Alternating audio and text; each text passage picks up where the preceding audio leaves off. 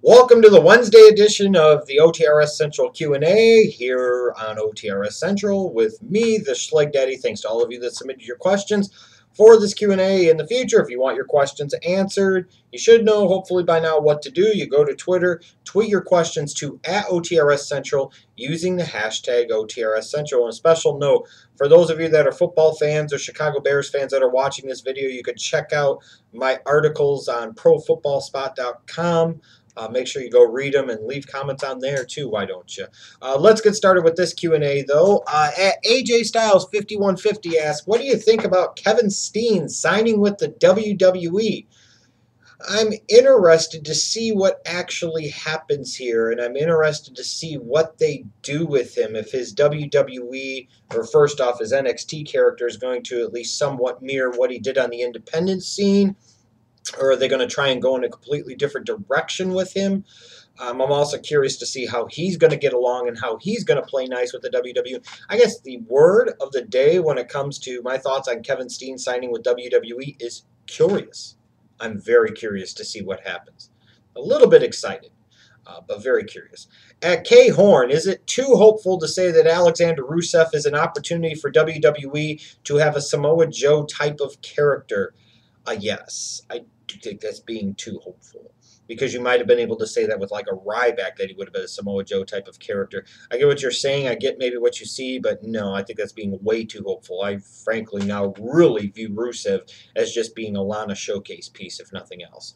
At Dan UK93, should WWE only let their world champion wrestle on special occasions, maybe just on the pay-per-views? I think there is something to be said about that. I think there is a certain interest and appeal on that, especially from my perspective. I think I would say that maybe the world champion doesn't even have to defend on every single pay-per-view, making those pay-per-view title defenses even more special. I know you have the old traditional rule of defending it once every 30 days. I don't want to completely eliminate title defenses on television, because you have to at least leave that element of you never know what could happen, which is why very occasionally, in those rare circumstances, I think it is okay to do a world title change on television, even though we're usually not going to like it that much. But I don't think it's good for the champion to wrestle every single week in singles matches and in tag matches, what have you. He's the champion. You can have him appear every week, every other week, but you do need to make it feel special. You need to make him feel unique. You need to make him feel like the top guy. At Jono5411, where do you see the WWE Tag Team Division and Divas Division in 5 years' time? Probably, if I had to guess, in about the same position they are right now, which is really nothing. Randomly thrown together, no real interest in creating a real competitive division. I think pretty much the way it currently is, the way it's pretty much been, I think, for the past 5 years by and large. At SA Wrestling Blog, do you think Brock Lesnar would have been one of UFC's greats if it wasn't for him having to have surgery? You would say based off of his amateur wrestling background, based off of his size, based off of his sheer bulk, his muscle mass, a lot of things, you could have made an argument that he could have been one of the UFC's all-time greats. I ultimately wonder, though, with Brock Lesnar, if he's one of those wandering minds and spirits, in the sense that he's never really fully satisfied and he's always looking for the next great thing to do instead of focusing on what he can do. And I'm not convinced that, you know, in any sport, I think in order to be great, you have to have a relentless work ethic and you have to really, really want it. And sometimes I wonder about Brock Lesnar's passion for things, his desire for things, and I'm not sure he would have been motivated enough to really, truly become one of the all-time greats in UFC. Just my opinion. At Dexter C73, should Raw go back to 2 hours? Absolutely, of course. It would help tremendously. Are they going to? No. We just have to deal with it for the time being, probably for a long time to come. But yes, it should go back to 2 hours. I mean, it's just getting to be too much. You know, for all the apologists of the WWE that at the beginning said, this is great, this is another hour to get more people on television and have more feuds and have more storylines. None of that shit happened, like I told you it wasn't going to. Yeah, it should go back to 2 hours. 3 hours every single week is just too much of a fucking haul. At Rick Styles, 1985, do you think the overall problem with the Nexus was their lack of experience? And were they too green for that spot? No, I don't think it was their overall lack of experience, and I don't necessarily think they were too green for that spot. I think they had two major things working against them in 2010. Number one, John Cena, and number two, Linda Senate campaign. That's what killed the Nexus, is not having them go over on Team WWE at SummerSlam when everything clearly pointed to and indicated that that's exactly what the fuck should happen. Then Barrett never really at any point in time getting over, not beating Orton for the fucking title, not beating John Cena one-on-one at TLC. It was just a lot of dumb shit. It was like they came up with this idea and it started off hot. It started off generating a lot of interest, and then they didn't have any long-term vision of where they were going with it. That leads to hot shotting, and that leads to stupid garbage. I don't think it had anything to do with their lack of experience or being too green for the spot, frankly. At Rare Breed RKO 97, who was the most boring wrestler in each era? Golden Age, Next Generation, Attitude Era, Ruthless Aggression, and PG eras. Golden Age, Dino Bravo. Next Generation, ooh. You got a few choices. Bret Hart. The 1, 2, 3 kid. Oh, God. He was boring, too. Sparkplug Pop Holly. Oh, God. There are a lot of boring guys. Most boring guy of the Next Generation era, I'll go with Bret Hart.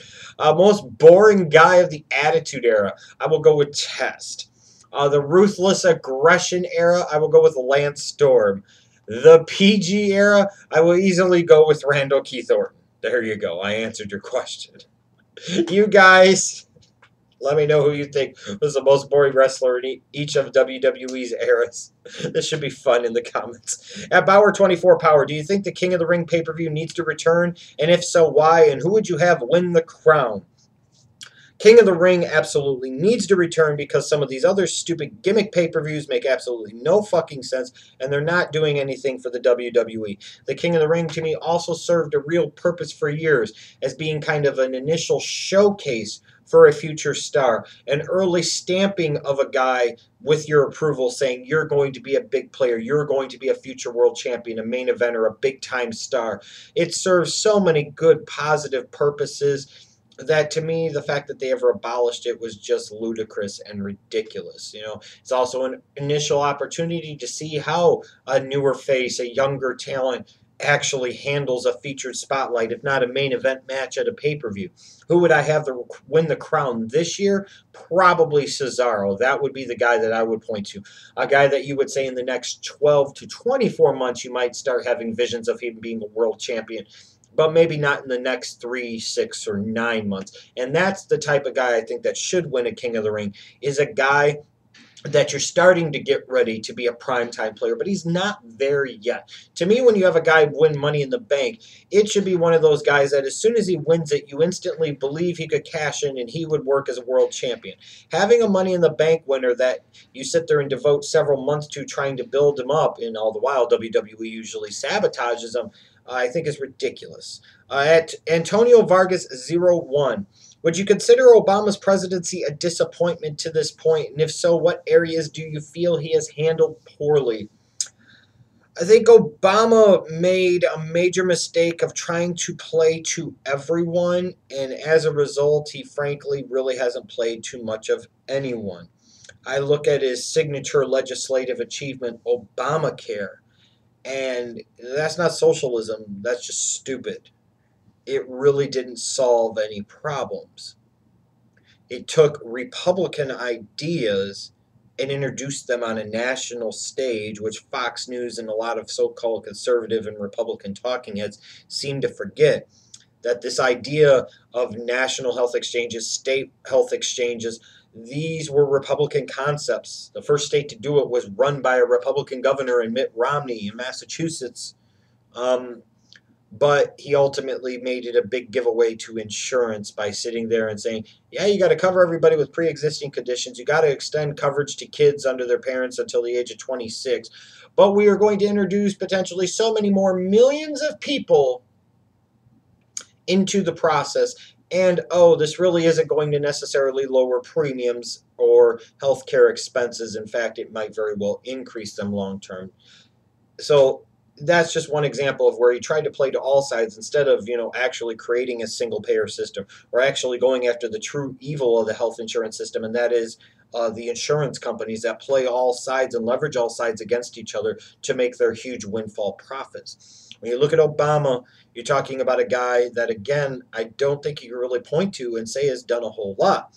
I think this ridiculous notion that has been developed by certain people, in particular on the right, and the mindless sheeple that believe that crap, that sit there and say he's driven us down a socialist path. I say, how? What has he done that's been so different than the 8 years of George W. Bush? I mean, really.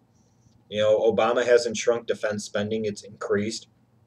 He hasn't decreased um, spending overall in the government, it's increased at a slower overall rate than maybe what happened under Bush, yes.